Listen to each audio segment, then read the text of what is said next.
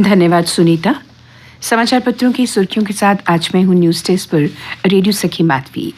समाचारों से पहले भारतीय सेना द्वारा किए गए प्रशंसनीय कार्यों को हम आपके साथ साझा करना चाहेंगे। किश्तवाड़ जिले के दूरदराज इलाकों में रहने वाली महिलाओं को सशक्त बनाने के लिए भारतीय सेना पट्टी महल में रहने वाली महिलाओं के लिए सिलाई की कक्षाओं का आयोजन कर रही है। इन कक्षाओं का उद्देश्य इन महिलाओं को सिलाई, बुनाई इत्यादि में प्रशिक्षकों द्वारा प्रशिक्षण दिलवाना है। पट्टी महल तथा मलार की 30 महिलाओं को प्रशिक्षण दिया गया। इस ट्रेनिंग से उन्हें छोटे छोटे स्तर पर अपने काम शुरू करके आत्मनिर्भर बनने के योग्य बनाया। ट्रेनिंग के दौरान कोविड के सभी नियमों का पालन किया गया। भारतीय सेना के इस आयोजन से न केवल महिलाओं को रोजगार मिलेगा, बल्कि दूर दराज के इलाकों में रहने वाली इन महिलाओं के सशक्त होने से समाज में भी उनकी स्थिति मजबूत होगी। इलाके में गरीबी दूर करने के लिए भी ये एक छोटा सा प्रयास था। भारतीय सेना के इस आयोजन की स्थानीय लोगों द्वारा भरपूर प्रशंसा की जा रही है। और अब चलते हैं न्यूज डेस्क की ओर। एक समाचार आज जो सभी समाचार पत्रों में प्रमुखता से सचित्र प्रकाशित हुआ है।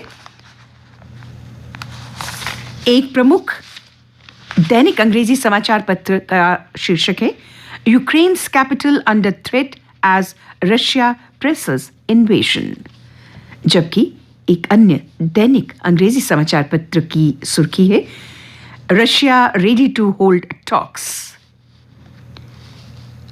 आज प्रकाशित प्रमुख हिंदी समाचार पत्रों की सुर्खी क्या कहती है, आइए देखते हैं। हताश यूक्रेन बातचीत को तैयार, रूस बोला पहले हथियार डालो। कीव पर कब्जे की लड़ाई तेज, रात दिन धमाके।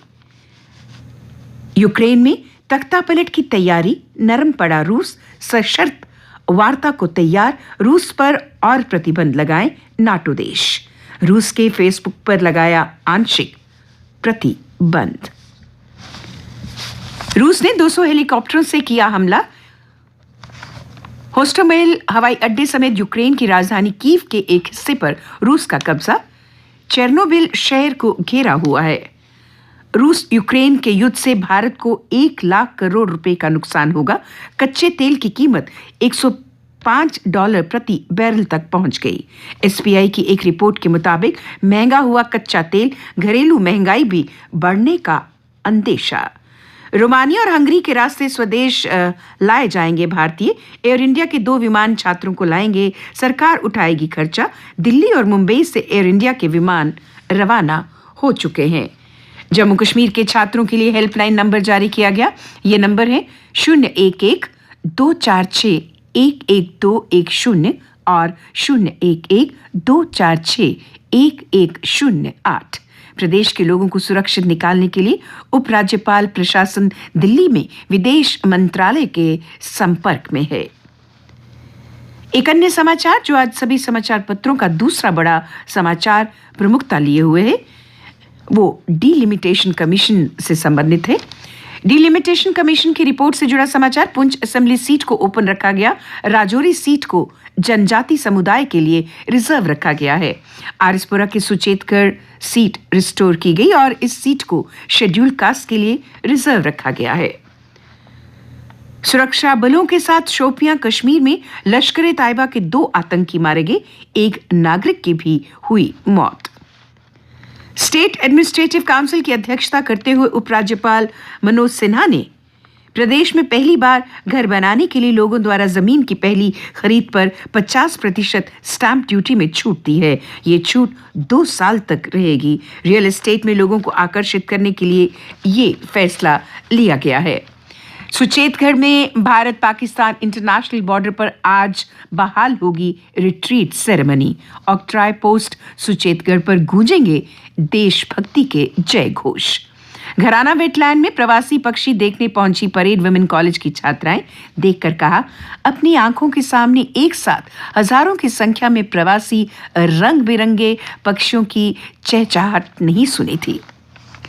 डीजीपी दिलबाग सिंह ने एक प्रेस वार्ता में कहा कि ड्रोन से हथियार भेजकर पाकिस्तान आतंकवाद को जिंदा रखने का प्रयास कर रहा है, लेकिन सुरक्षा बल हर साजिश को लगातार विफल कर रहे हैं। जम्मू शहर को साफ सुथरा रखने के लिए शहर में लोगों को 2 लिफाफे दे रहा जम्मू नगर निगम। घरों में अब कपड़े के बैग में कचरा इकट्ठा किया जाएगा। शहर में ये ट्रायल 10 दिन तक चलेगा। और अब अन्य समाचारों के साथ रोहिणी। पुलिस विभाग में बड़ा फेरबदल किया गया है। 77 डीएसपी को इधर से उधर ट्रांसफर किया गया। साहिल शर्मा को डीएसपी सीआईडी जम्मू में और पवन कुमार को पुलिस एकेडमी उधमपुर भेजा गया। जम्मू में निवेशक सम्मेलन 20 से 25 मार्च के बीच कराने की तैयारी चल रही है। इस सम्मेलन में प्रधानमंत्री नरेंद्र मोदी 25,000 करोड़ रुपए के निवेश को जमीन पर उतारेंगे। इस सिलसिले में जम्मू कश्मीर में निवेशकों को भूमि आवंटन की प्रक्रिया जारी है। तवी बैरेज प्रोजेक्ट के पूरा होने में अभी कई अड़चनें पैदा हो रही हैं। आईआईटी रुड़की ने तवी बैरेज की ऊंचाई बढ़ाने का सुझाव दिया है और इसके साथ ही तवी के दोनों किनारों को ज्यादा मजबूत बनाने को कहा है। कोरोना से जुड़ा समाचार। जम्मू कश्मीर में 1000 से नीचे पहुंचा एक्टिव कोरोना मामलों का आंकड़ा। 95 नए मामले कल सामने आए, जबकि 187 मरीज स्वस्थ हुए। जम्मू नगर निगम ने फुटपाथों को खाली करवाने के लिए शहर के विभिन्न इलाकों में अतिक्रमण विरोधी अभियान चलाया। रेडियां और सामान जब्त कर खाली करवाए फुटपाथ। और अब कुछ खेल समाचार। श्रीलंका के खिलाफ भारत की निगाह सीरीज और लगातार 11वीं जीत पर। T20 सीरीज का दूसरा मुकाबला आज 1-0 की बढ़त है रोहित की टीम के पास। धर्मशाला में आज खेले जाने वाले दूसरे T20 मुकाबले में मेहमान श्रीलंका टीम के लिए करोयामरो की स्थिति रहेगी। मैच आज शाम 7 बजे खेला जाएगा। मीराबाई चानू को स्वर्ण के साथ राष्ट्रमंडल खेलों का टिकट। तमाम मुश्किलों के बावजूद मीराबाई चानू ने नए भार वर्ग 55 किलो में बर्मिंघम राष्ट्रमंडल खेलों के लिए क्वालिफाई कर लिया। सिंगापुर में उन्होंने कुल 191 किलो वजन उठाकर स्वर्ण जीता। टोक्यो ओलंपिक के बाद पहला टूर्नामेंट था मीराबाई चानू का। और अब मौसम। आज जम्मू संभाग में दोपहर तक बादल छाए रहेंगे और रुक रुक कर बारिश होगी। मौसम में सुधार आने पर हल्की धूप निकलने की संभावना है। कल का अधिकतम तापमान था 17.3 डिग्री सेल्सियस और न्यूनतम तापमान था 10 डिग्री सेल्सियस। आज सूर्यास्त 6:23 पर होगा और कल यानी रविवार को सूर्योदय 7:01 पर होगा।